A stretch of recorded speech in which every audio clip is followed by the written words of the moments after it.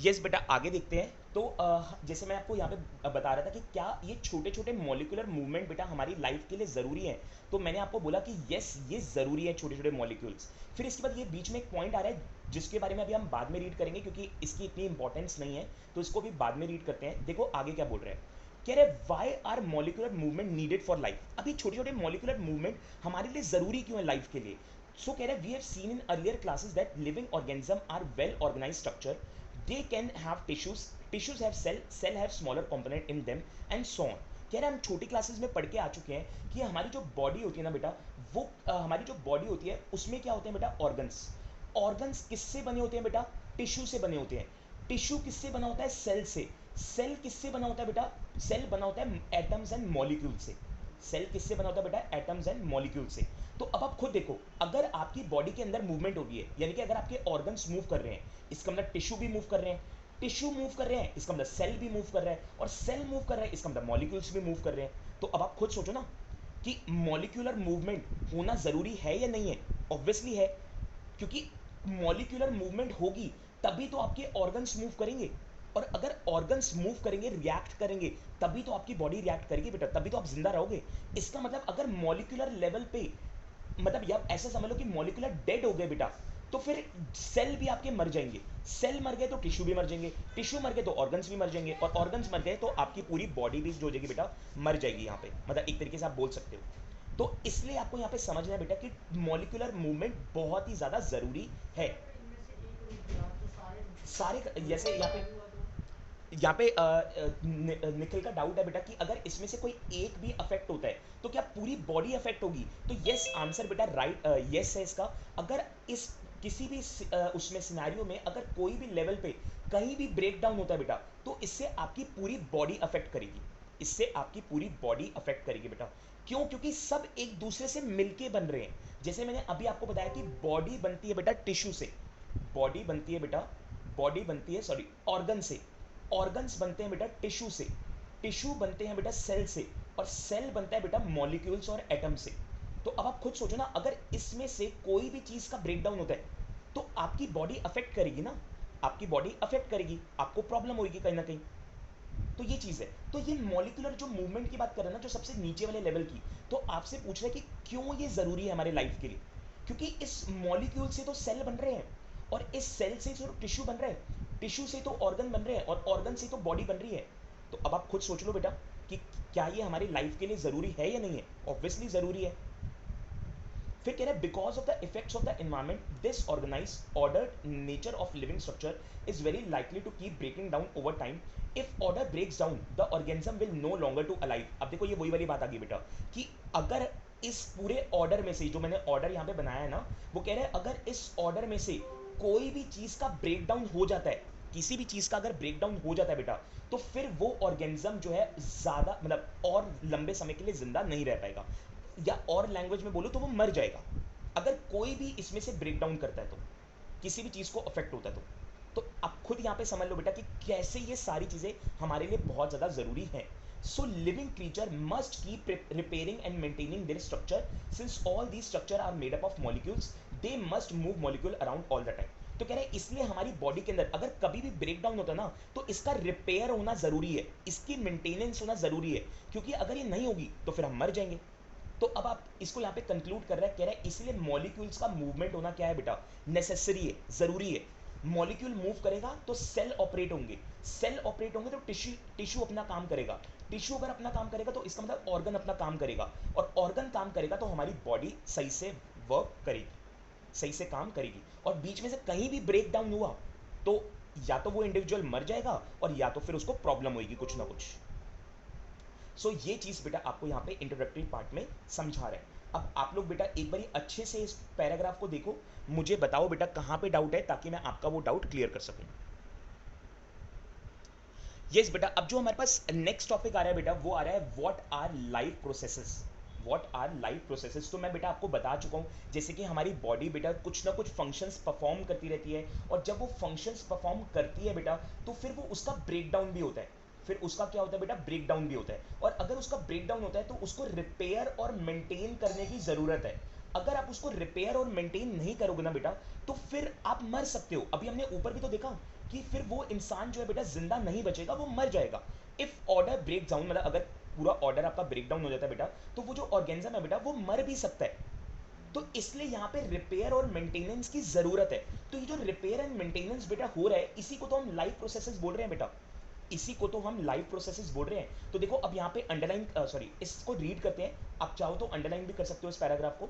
देखो क्या कह रहा है, the maintenance functions of living organism must go on every on go on even when they are not doing anything particular. वो कह रहे हैं कि हमारी बॉडी ना अलग अलग फंक्शंस परफॉर्म करती रहती है, भले ही हम कुछ ना कर रहे हो, और स्टिल हमारी बॉडी कुछ ना कुछ मेंटेनेंस करती रहती है, कुछ ना कुछ मेंटेनेंस जो है वो करती रहती है, भले ही हम कुछ ना कर रहे हो। जैसे अभी आप ये देखो, अभी आप जस्ट बैठे हुए हो और बैठ के पढ़ रहे हो, अभी आप जस्ट बैठे हुए हो बेटा और बैठ के पढ़ रहे हो, तो आपकी बॉडी वैसे एज सच कोई फिजिकल वर्क नहीं कर रही है, लेकिन स्टिल आपकी बॉडी के अंदर ना मेंटेनेंस चल रही होगी, कहीं ना कहीं मेंटेनेंस चल रही होगी। वो कह रहे हैं even when we are just sitting in, एक मिनट बेटा, even when we are just sitting in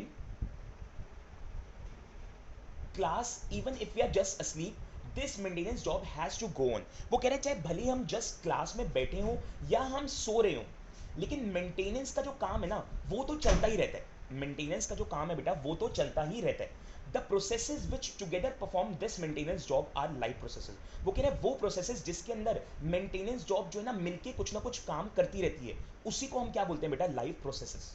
आपको पता ही है बेटा हमारी बॉडी के अंदर कुछ ना कुछ फंक्शंस परफॉर्म होते ही रहते हैं, जिसमें मेंटेनेंस भी एक जॉब है, मेंटेनेंस भी बेटा एक जॉब है। तो उसी को हम क्या बोल रहे हैं बेटा, लाइफ प्रोसेसेस बोल रहे हैं। तो यहाँ पे बेटा इसका मीनिंग क्लियर होता है लाइफ प्रोसेसेस का। ठीक है, अब हमें यहाँ पे करना क्या बेटा, अब हमें इसी इसी पॉइंट पे क्या बताएगा, इस चैप्टर में जो टॉपिक्स बेटा हमें कवर करने हैं ना, ये जो लाइफ प्रोसेसेस के अंदर फंक्शंस होते हैं, वो कौन कौन से फंक्शंस होते हैं, उन्हीं के बारे में अब हमें आगे बता रखा होगा। जैसे लाइफ प्रोसेसेस में बेटा एक फंक्शन परफॉर्म होता है न्यूट्रिशन का, एक फंक्शन परफॉर्म होता है बेटा रेस्पिरेशन का, एक फंक्शन बेटा परफॉर्म होता है डाइजेशन का, एक फंक्शन परफॉर्म होता है बेटा ट्रांसपोर्टेशन का, और एक फंक्शन परफॉर्म होता है बेटा हमारे पास एक्सक्रीशन का। तो अब हमें एक एक करके बेटा इन्हीं को ही पढ़ना होगा। बट इस टॉपिक में ना हमें इन सभी को ना शॉर्ट में बता रखा होगा बेटा, शॉर्ट में, डिटेल में इस चैप्टर में आगे जाके बता रखा होगा। ठीक है, अभी हमें इन सभी को शॉर्ट में बेटा पढ़ना है। मैं यहाँ पे ज़्यादा डिटेल में नहीं जाऊँगा बेटा, शॉर्ट में ही समझाऊंगा, क्योंकि इसका डिटेल वर्जन आगे आएगा। तो अभी हम जस्ट इसको शॉर्ट में समझेंगे, जो जो बातें यहाँ पे लिखी होंगी। ठीक है, तो एक एक करके देखते हैं बेटा कि कौन कौन से यहाँ पे लाइफ प्रोसेसेस के अंदर फंक्शंस परफॉर्म होते हैं। Nutrition, respiration, digestion, transportation, excretion. तो देखते हैं बेटा इसमें क्या लिखा है। कह रहे since these maintenance processes are needed to prevent damage and breakdown, energy is needed for them. कह रहे हैं कि क्योंकि अब अगर मैं मेंटेनेंस कर रहा हूं बेटा, अगर मेरी बॉडी के अंदर मेंटेनेंस हो रही है, तो मुझे कुछ एनर्जी भी तो चाहिए होगी, मुझे ताकत भी तो चाहिए होगी बेटा, एनर्जी भी तो चाहिए होगी मेरी बॉडी को उस काम को करने के लिए। तो वो एनर्जी बेटा कहाँ से मिलती है, वो एनर्जी कहाँ से मिलती है, वो एनर्जी मिलती है बेटा फूड से। वो एनर्जी मिलती है बेटा कहाँ से मिलती है, वो एनर्जी फूड से, जो हम खाते हैं।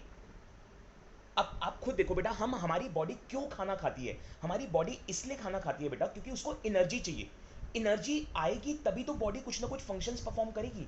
समझो ना, मतलब आप ये समझो, जैसे कार है बेटा, कार जो है वो कब चलती है, जब हम उसके अंदर फ्यूल डालते हैं। आपको पता है फ्यूल भी एक एनर्जी होता है, फ्यूल भी एक एनर्जी होती है। तो जब हम गाड़ी में फ्यूल डालते हैं बेटा तो गाड़ी चलती है।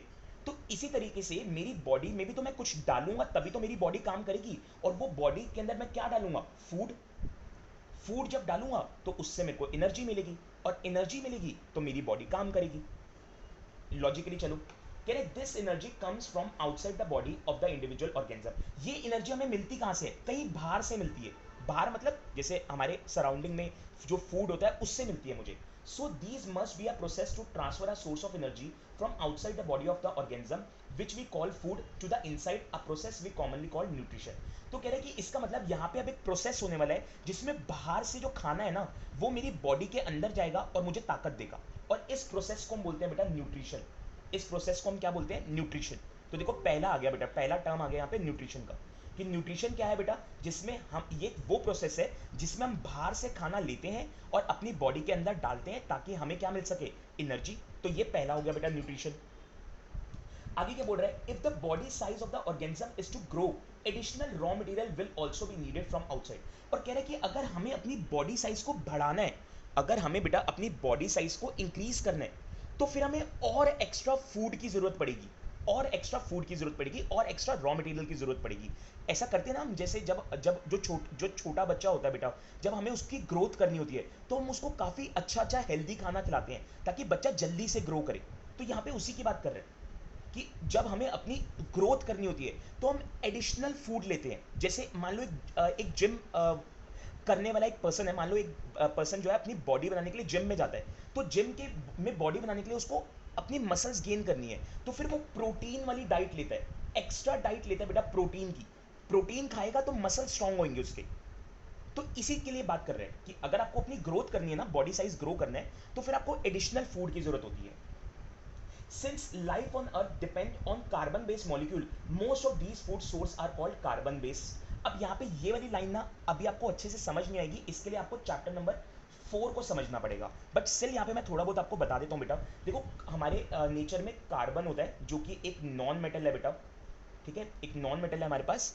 और ये जो कार्बन होता है ना बेटा, ये अ, हमारे नेचर में जितनी भी चीजें हैं ना, मोस्टली सब चीज बेटा कार्बन से बनी हुई है, इंक्लूडिंग अस। हम लोग भी बेटा कार्बन से बने हुए हैं, और खाना जो हमारा फूड होता है बेटा वो भी कार्बन से बना हुआ है। तो यहाँ पे कह रहा है कि the life on earth depends on carbon based molecule, क्योंकि जो पूरी लाइफ है ना हमारे अर्थ में, वो सब कार्बन बेस्ड मॉलिक्यूल पे बेस्ड है, मतलब हम सब कार्बन से बने हुए हैं। तो इसलिए जो हमारा फूड होता है ना बेटा, वो भी कार्बन बेस्ड होता है। वो भी फूड जो होता है बेटा, वो कौन सा फूड होता है, कार्बन बेस्ड फूड होता है। हम सब में कार्बन है, मैं भी, आप भी, हम सब, हमारे सराउंडिंग में जो भी चीज़ें हैं ना, एक्सेप्ट मेटल को छोड़ के और एक्सेप्ट ग्लास वगैरह को छोड़ के, ये सब चीज़ें जो है ना बेटा नॉन मेटल से यानी कि कार्बन से मिलकर बनी हुई है। कह रहे depending on the complexity of these carbon sources, different organism can these use different kind of nutritional process. कह रहे कि अब क्योंकि जो कार्बन सोर्स है ना, वो हम सभी लिविंग ऑर्गेनिज्म का अलग अलग है, जैसे प्लांट्स का अलग है, एनिमल का अलग है, हम सबका अलग है। तो इसलिए हमें कौन सा न्यूट्रिशनल चाहिए, कौन सा न्यूट्रिशनल प्रोसेस परफॉर्म करना है, वो भी अलग अलग होता है। जैसे कि प्लांट्स, प्लांट्स का जो है जो कार्बन बेस्ड ऑर्गेनिज्म है बेटा, वो अलग है। तो इसलिए उसका जो न्यूट्रिशनल प्रोसेस होता है ना, वो ऑटोट्रॉपिक होता है बेटा। ऑटोट्रॉपिक, ऑटोट्रॉपिक्स का मतलब होता है बेटा जो अपना खाना खुद ही बना लेता है, इसको किसी से लेने की जरूरत नहीं पड़ती प्लांट्स को। जबकि जो ह्यूमंस होते हैं या जो एनिमल्स होते हैं बेटा, ये किस पे डिपेंडेंट होते हैं, ये डिपेंड करते हैं बेटा, डिपेंड अपॉन ऑटोट्रॉप्स। ये ऑटोट्रॉप्स पे डिपेंड करते हैं। जैसे हम लोग प्लांट्स पे डिपेंड करते हैं अपने खाने के लिए।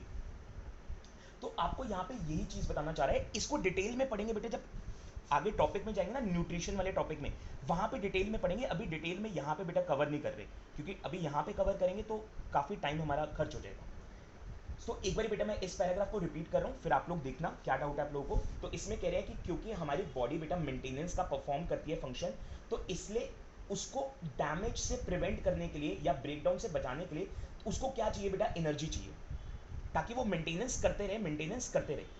अब ये एनर्जी इसको मिलती कहाँ से बेटा, ये एनर्जी मिलती है इसको बॉडी के बाहर से, ये एनर्जी उसको मिलती है बॉडी के बाहर से। तो कह रहे हैं कि ये एक प्रोसेस के थ्रू मिलती है, और उस प्रोसेस का नाम है न्यूट्रिशन, जिसमें बाहर से ये क्या करते हैं, फूड को बॉडी के अंदर ले जाते हैं। फिर कह रहा है अगर आपको अपना बॉडी साइज इंक्रीज करना है या ग्रो करना है, तो आपको एडिशनल रॉ मटेरियल की जरूरत पड़ सकती है, यानी कि एक्स्ट्रा खाने की जरूरत पड़ सकती है। फिर कह रहा है हमारी जो लाइफ है ना बेटा, वो कार्बन बेस्ड मॉलिक्यूल पे बेस्ड मतलब डिपेंडेंट है, तो इसलिए हमारा जो फूड होता है ना, वो भी कार्बन बेस्ड फूड होता है। और क्योंकि यहाँ पे जो ऑर्गेनिज्म है बेटा, वो डिफरेंट डिफरेंट ऑर्गेनिज्म है, तो उनके अंदर जो न्यूट्रिशनल प्रोसेस होता है ना बेटा, वो भी अलग अलग होता है। दो टाइप के न्यूट्रिशनल प्रोसेस है, एक ऑटोट्रॉपिक, एक हेटरोट्रॉपिक। ऑटोट्रॉपिक न्यूट्रिशनल प्रोसेस बेटा वो है जिसमें खाना खुद बनाया जाता है, और हेटरोट्रॉपिक न्यूट्रिशनल प्रोसेस वो है बेटा जिसमें खाना हम दूसरों से लेते हैं। ऑटोट्रॉपिक का एग्जांपल हो गया बेटा प्लांट्स, और हेटरोट्रॉपिक और जो दूसरा हेटरोट्रॉपिक है बेटा, उसका एग्जांपल हो गया ह्यूमंस और एनिमल्स। इनको डिटेल में पढ़ेंगे आगे जाके। तो एक बार बेटा देखो यहां तक, जल्दी से मुझे बताओ आप लोगों को क्या डाउट है। ओके बेटा, आगे देखते हैं। अब आगे देखो क्या बोल रहे हैं यहाँ पे। तो हमने यहाँ पे न्यूट्रिशन के बारे में बेटा पढ़ लिया कि न्यूट्रिशन क्या होता है बेसिकली, उसके बारे में हमने शॉर्ट में पढ़ लिया बेटा, डिटेल में हम आगे पढ़ेंगे। अब अगला बेटा हमारे पास आता है रेस्पिरेशन।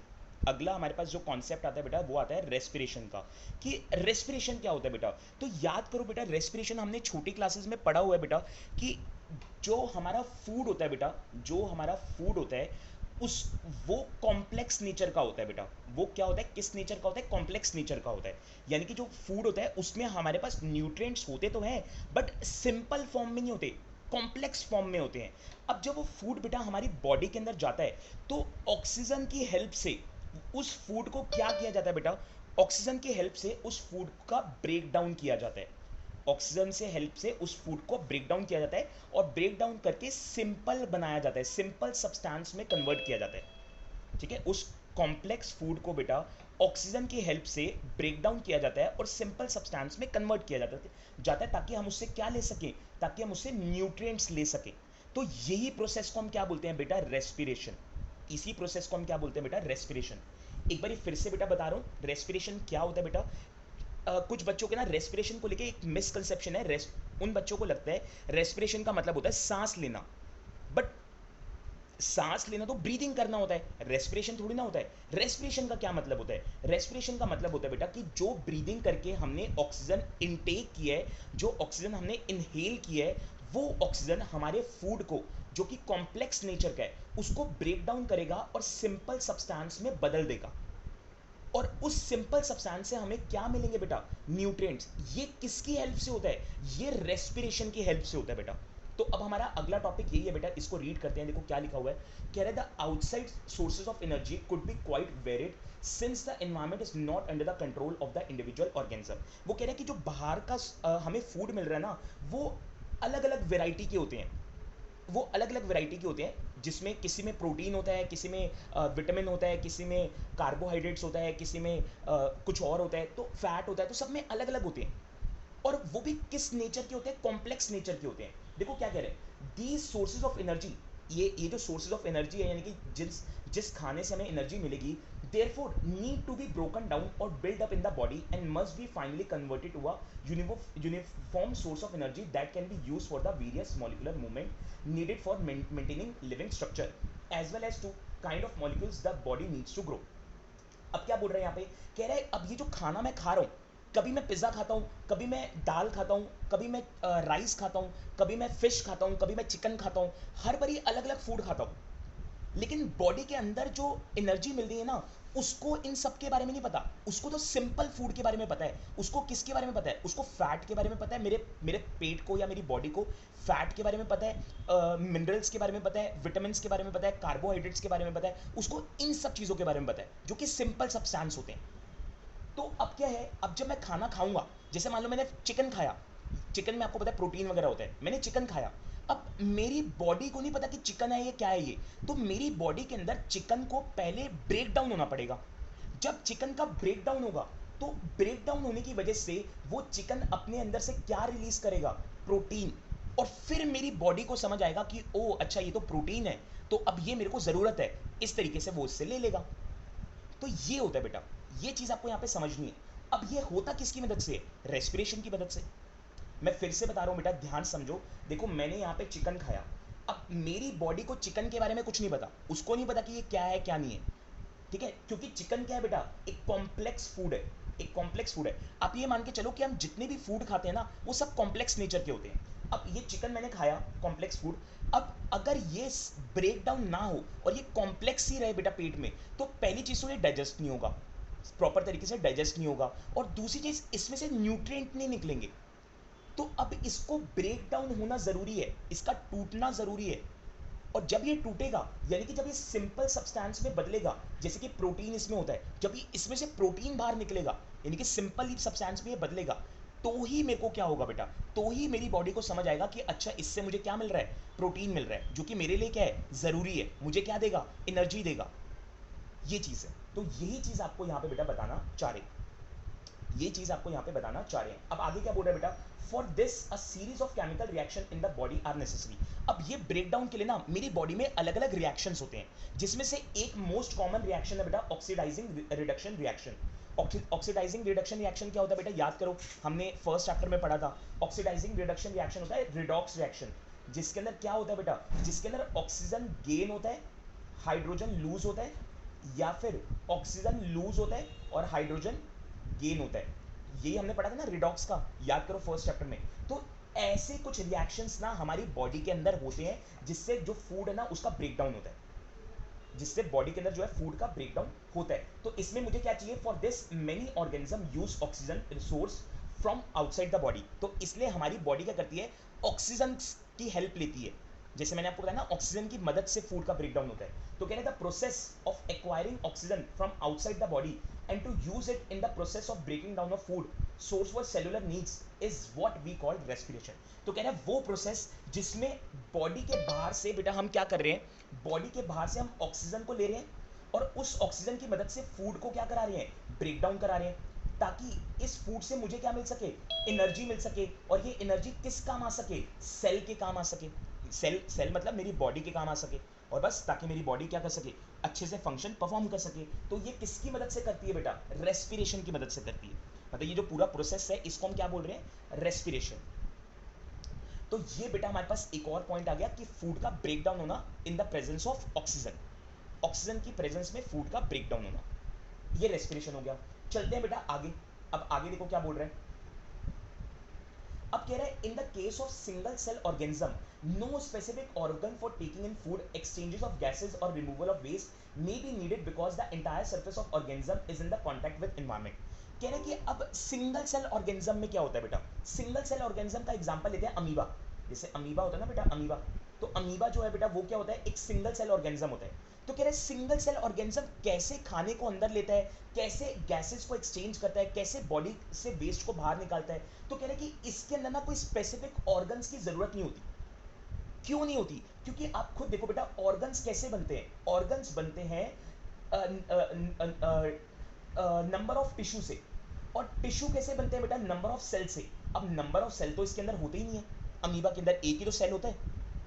तो इसका मतलब ये होगा कि यहाँ पे कोई स्पेसिफिक ऑर्गन नहीं होता बेटा जो खाने को अंदर ले और फिर गैसेस को एक्सचेंज करे या वेस्ट को बाहर निकाले। हमारी बॉडी में होता है, देखो खाने को अंदर हम कैसे लेते हैं, मुंह से, गैसेस को एक्सचेंज कैसे करते हैं, नोज से या लंग्स वगैरह से, और वेस्ट को बाहर कैसे निकालते हैं, जो हमारा किडनी वगैरह होता है या जो भी एक्सक्रीटरी ऑर्गन्स है हमारे, वहां से।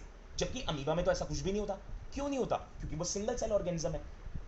अब वो फिर कैसे करता है ये सब चीजें, वो करता है एक प्रोसेस, बेटा आपने 9th क्लास में पढ़ा था सेल वाले चैप्टर में। वो करता है ये सब चीजें डिफ्यूजन की मदद से। वो सब ये इन सब चीजों को बाहर कैसे निकालता है, डिफ्यूजन की मदद से। याद करो बेटा 9th क्लास में आपने 5th चैप्टर में डिफ्यूजन के बारे में पढ़ा होगा। नहीं याद है तो मैं आपको बताता हूं डिफ्यूजन का मतलब क्या होता है। नहीं याद है तो बेटा मैं आपको बताता हूं डिफ्यूजन का क्या मतलब होता है। देखो डिफ्यूजन का मतलब होता है कि जहां पे किसी चीज का लोअर कॉन्सेंट्रेशन होता है ना, और कहीं पे हायर कॉन्सेंट्रेशन होता है, तो डिफ्यूजन की मदद से हायर कॉन्सेंट्रेशन वाले जगह से या रीजन से सामान या मटेरियल लोअर कॉन्सेंट्रेशन में आ जाता है। मान मतलब इसको इस तरीके से ले लो कि जैसे ये अमीबा है, ये अमीबा है मान लो। अब अमीबा के अंदर फूड की लोअर कॉन्सेंट्रेशन है, मतलब कि फूड की कमी है, और एनवायरनमेंट में हायर कॉन्सेंट्रेशन है फूड की, तो फूड जो है ना बॉडी के अंदर चला जाएगा। वो डिफ्यूजन के प्रोसेस से होता है। ये हमने सीखा था 9th क्लास में। इसी तरीके से आप इसको ऐसे ले लो कि मान लो अमीबा के अंदर वाटर की क्वांटिटी ज्यादा है, अंदर ज्यादा है और बाहर कम है, तो ये बाहर निकाल देगा, ये वाटर को क्या निकाल देगा, बाहर निकाल देगा। तो इस प्रोसेस को बोलते हैं बेटा हम डिफ्यूजन। इस प्रोसेस को हम बोलते हैं डिफ्यूजन। ये कहां देखने को मिलता है हमें, ये हमें देखने को मिलता है बेटा सिंगल सेल ऑर्गेनिज्म के अंदर। मतलब कि सिंगल सेल ऑर्गेनिज्म जो है अपनी बॉडी से, बॉडी के अंदर फूड को कैसे इनटेक करेगा, गैसेस को कैसे एक्सचेंज करेगा और वेस्ट को कैसे रिमूव करेगा, वो सब चीजें हमें कहां देखने को मिलती है बेटा, वो सब चीजें हमें डिफ्यूजन के प्रोसेस से सिंगल सेल ऑर्गेनिज्म में देखने को मिलती है, डिफ्यूजन के प्रोसेस से। और डिफ्यूजन का प्रोसेस क्या कहता है कि अगर ऑर्गेनिज्म के अंदर लोअर कॉन्सेंट्रेशन है और इन्वायरमेंट में यानी कि बाहर इन्वायरमेंट में हायर कॉन्सेंट्रेशन है, तो जो मटेरियल है ना वो हायर से लोअर में चला जाएगा। और अगर अंदर हायर है और बाहर लोअर है तो ये बाहर निकाल देगा। इस प्रोसेस को हम डिफ्यूजन बोलते हैं, जो अमीबा वगैरह के अंदर आपको देखने को जनरली मिलते हैं। तो क्या ये मल्टी सेलुलर ऑर्गेनिज्म के अंदर भी होते हैं? नहीं बेटा, मल्टी सेलुलर ऑर्गेनिज्म के अंदर डिफ्यूजन का प्रोसेस नहीं होता। क्यों? क्योंकि हमारे जो ऑर्गन्स है ना, एक तो पहली बात हमारी बॉडी में ऑर्गन्स है, प्लस वो इन्वायरमेंट के साथ डायरेक्टली कांटेक्ट में नहीं है। जैसे अब मान लो किडनी है, तो मेरी किडनी क्या इन्वायरमेंट के साथ डायरेक्टली कांटेक्ट में है? नहीं, वो तो मेरे अंदर छुपी हुई है बॉडी के अंदर। मेरे लंग्स है, क्या वो डायरेक्टली इन्वायरमेंट के कांटेक्ट में है? नहीं, वो तो अंदर कहीं चेस्ट में छुपे हुए हैं मेरे लंग्स वगैरह। तो इसलिए यहाँ पे क्या होता है, हमें ऑर्गन्स की जरूरत पड़ती है और वो अपने स्पेसिफिक फंक्शंस परफॉर्म करते हैं। हमारे मल्टी सेलुलर के अंदर डिफ्यूजन वाला प्रोसेस नहीं होता। तो देखो इसमें आगे क्या लिखा हुआ है, कह रहा है but what happen when the body size of the organism increases and the body design become more complex. तो कह रहा है क्या होगा अगर बॉडी डिजाइन बड़ा होगा और कॉम्प्लेक्स होगा। कॉम्प्लेक्स का मतलब है मल्टी सेलुलर होगा। तो कह रहा है in multicellular organism all the cell may not be in direct contact with the surrounding environment. कह रहे हैं मल्टी सेलुलर के अंदर जो हमारे ऑर्गन्स होते हैं ना बेटा, वो इन्वायरमेंट के साथ डायरेक्टली कॉन्टेक्ट में नहीं आते, इसलिए हमारे अंदर डिफ्यूजन वाला प्रोसेस नहीं होता। तो देखो क्या लिखा है, the simple diffusion will not meet the requirement of all the cell. तो सिंपल डिफ्यूजन हमारे सभी सेल की रिक्वायरमेंट पूरी नहीं कर सकता। तो इसीलिए यहाँ पे मल्टी सेलुलर में बेटा डिफ्यूजन से खाना वगैरह अंदर जाना या गैसेस अंदर जाना नहीं होती, डिफ्यूजन से नहीं होती। क्या लंग्स के अंदर डायरेक्टली ऑक्सीजन चली जाती है? नहीं, लंग्स के अंदर हमारे ऑक्सीजन जाती है नोज के थ्रू, और बीच में बड़े सारे पार्ट आते हैं, वहां से होते हुए जाती है, डायरेक्टली नहीं चली जाती, क्योंकि डायरेक्ट लंग्स कांटेक्ट में ही नहीं है एनवायरनमेंट के। क्या आप में से किसी के लंग्स डायरेक्टली कांटेक्ट है एनवायरनमेंट से? नहीं है। अगर लंग्स में ऑक्सीजन पहुंचानी है तो नोज के थ्रू ही जाएगी बेटा। लेकिन अमीबा या यूनिसेलुलर में ऐसा कुछ भी नहीं होता, उनका तो एक ही सिंगल सेल है और डायरेक्टली एनवायरनमेंट के कांटेक्ट में होता है वो सेल, तो फिर वो सब चीज़ें डायरेक्टली लेता रहता है डिफ्यूजन प्रोसेस से। जबकि मल्टी सेलुलर ऐसा कुछ भी नहीं करता। अब आप लोग बेटा जल्दी से दोनों पॉइंट देखो जो मैंने अभी आपको बताया है बेटा, और फिर मुझे बताओ कि यहाँ पे क्या डाउट है आपको। ठीक है, मैंने रेस्पिरेशन वाला पॉइंट भी बता दिया है और ये वाला एक पॉइंट भी बता दिया कि किस तरीके से चीज़ें एक्सचेंज होती है।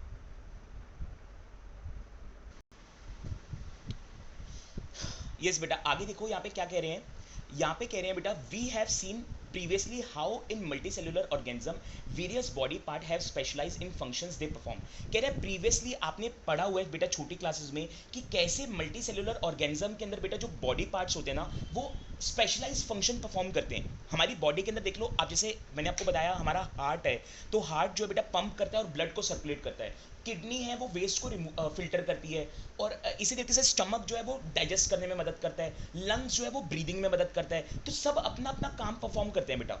We are familiar with the idea of these specialized tissue and with these organization in the body of the organism. It is therefore not surprising that the uptake of food and of oxygen will also be the function of specialized tissue। तो कह रहा है अब क्योंकि हम इन सब specialised tissue के बारे में फेमिलियर हैं, हम जान चुके हैं कि अलग अलग टिश्यू जो है बेटा वो अलग अलग काम करते हैं, तो इसमें बिल्कुल भी ये जान के हैरानी नहीं होगी कि खाने को मतलब अंदर लेना और ऑक्सीजन को इनटेक करना, ये भी कोई ना कोई स्पेशलाइज्ड टिश्यू करते हैं। ऑब्वियसली ये भी कोई ना कोई स्पेशलाइज्ड टिश्यू करते हैं बेटा। जैसे एक बार मैंने खाना खाया, मान लो मैंने अपना माउथ से खाना खाया, तो अब अंदर ये कैसे सर्कुलेट होगा, तो वो भी तो कोई ना कोई करता होगा।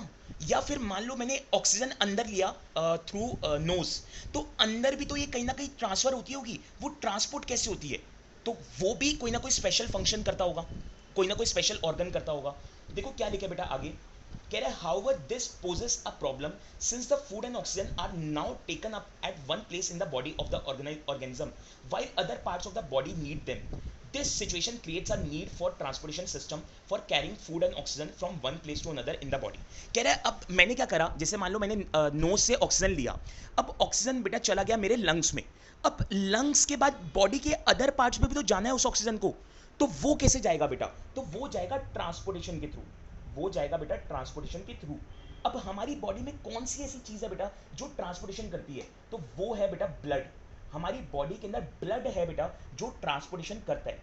यहाँ तक कि वेस्ट जो होता है ना हमारी बॉडी का वेस्ट, वो भी ब्लड के थ्रू ही ट्रांसपोर्ट होता है। ये मैं रियलिटी बता रहा हूँ, मतलब ऐसा नहीं कि आपको सिर्फ बताने के लिए कर रहा हूँ, ऐसे मतलब बोलने के लिए रियलिटी बता रहा हूँ। हमारी बॉडी के अंदर जो लिक्विड वेस्ट होता है ना, वो भी ब्लड के थ्रू ही क्या होता है बेटा, पास होता है किडनी के अंदर, और फिर वहां जाके फिल्टर होता है। तो इसका मतलब यहाँ पे ये कह रहे हैं कि जब मैं कुछ भी बेटा अंदर लेता हूँ बॉडी के अंदर, जैसे कोई खाना मैंने अंदर ले लिया या या ऑक्सीजन मैंने अंदर ले ली, तो ये अंदर जाके किसी एक स्पेसिफिक पार्ट में चली जाएगी। अब वहां से इसको बॉडी के अदर अदर पार्ट्स में भी जाना है, क्योंकि उनको भी जरूरत है।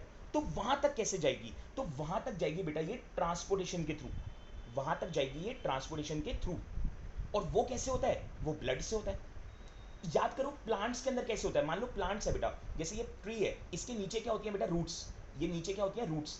अब अगर प्लांट्स को या ट्रीज को बेटा वाटर चाहिए, तो हम क्या करते हैं? हम सॉइल में वाटर डालते हैं। हम सॉइल में क्या करते हैं? वाटर डालते हैं। ऐसे तो होता है। फिर सॉइल के अंदर जो रूट्स होती हैं बेटा, वो इस वाटर को अंदर एब्जॉर्व कर लेती हैं। तो ये ऊपर कैसे जाता है? याद करो छोटी क्लास में पढ़ा था जाइलम के थ्रू। जाइलम के थ्रू ये पानी जो है ऊपर जाता है प्लांट्स के अदर पार्ट्स में। तो ऐसे ही हमारी बॉडी के अंदर ट्रांसपोर्टेशन कैसे होता है? ब्लड के थ्रू। ब्लड, हमारी बॉडी में बेटा ब्लड है जो इसको क्या करती है? ट्रांसपोर्ट करती है। आगे देखते हैं बेटा, ये तो हो गया ट्रांसपोर्टेशन का। फिर आगे क्या बोल रहा है बेटा? एक्सक्रीशन वाला पॉइंट भी देखते हैं, और फिर आप लोग देखना क्या डाउट है, और हम इस टॉपिक को यहीं पे आज की क्लास में खत्म कर देंगे। देखो आगे क्या बोल रहे हैं, when chemical reaction use the carbon source and the oxygen for energy generation, they create by products that are not only useless for the cell of the body but could even be harmful.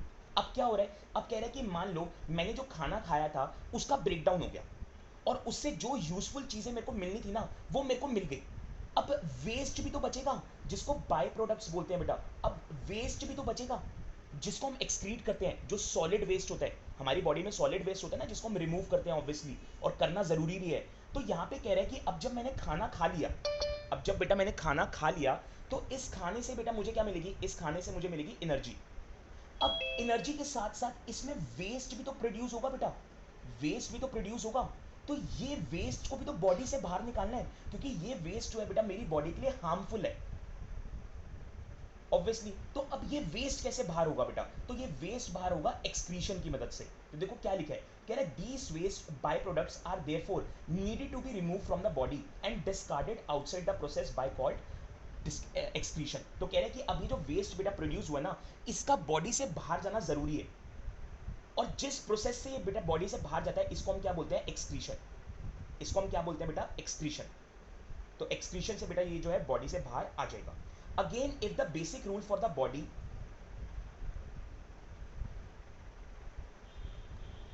design in multicellular organism are followed, a specialized tissue for excretion will be developed, which means that the transportation system will need to transport waste away from cell to the excreted tissue. तो कह रहा है अब अगर हम इसको multi cellular organism के हिसाब से बात करें, तो इसका मतलब एक्सक्रीशन के लिए भी मुझे स्पेशल टिश्यू चाहिए। यस बेटा, हमारी बॉडी में है तो सही, एक्सक्रीशन के लिए भी स्पेशल टिश्यू है। और वेस्ट यहां तक पहुंचेगा कैसे? जैसे मान लो किडनी एक स्पेशलाइज्ड टिश्यू है वेस्ट को बाहर निकालने के लिए, तो किडनी के अंदर वेस्ट पहुंचेगा कैसे? ट्रांसपोर्टेशन सिस्टम के थ्रू। ट्रांसपोर्टेशन सिस्टम के थ्रू। तो अब आप देख सकते हो कि लाइफ प्रोसेस के अंदर हमारे पास कितने सारे फंक्शंस है बेटा। हमारे पास यहाँ पे न्यूट्रिशन है, जो हमें खाना देगा, खाने से हमें एनर्जी देगा। फिर हमारे पास यहाँ पे बेटा है रेस्पिरेशन, जो उस खाने को बेटा क्या करेगा? ब्रेक करेगा। फिर हमारे पास है बेटा ट्रांसपोर्टेशन, जो उस खाने को या उस खाने से मिली एनर्जी को बेटा डिलीवर कराएगा कहीं और फिर हमारे पास आता है बेटा एक्सक्रीशन। एक्सक्रीशन में उस खाने का या उस खाने से जो वेस्ट प्रोड्यूस हो रहा है, उसको बॉडी से क्या किया जाएगा बेटा? बाहर निकाला जाएगा। तो इस तरीके से हमारे पास ये चैप्टर में हमें ये सारी बातें बेटा डिटेल में अब कवर करनी होगी। आज नहीं करेंगे ऑब्वियसली, नेक्स्ट क्लास में करेंगे।